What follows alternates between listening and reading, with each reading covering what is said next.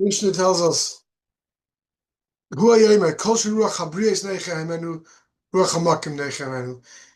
if people approve of what you're doing, HaKadosh Baruch Hu will approve. So what does that mean? Right? HaKadosh Baruch Hu gave us Torah mitzvahs. We don't look for approval from others. We look for approval from the Rabbi Shalom. So what does that mean here? What this means, I think, is that we need to make sure we bring up our children, do things, and to learn how to be socially acceptable amongst our peers. Sometimes parents talk themselves into believing that they're doing gentle parenting, or they're more tolerant parents. But if you're tolerating your child to do things that are not acceptable amongst his peers, then that's not doing them a favor.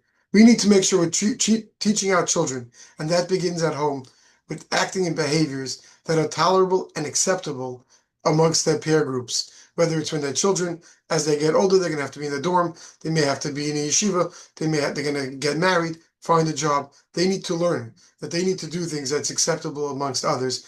And by not teaching them that, we're not doing them a service.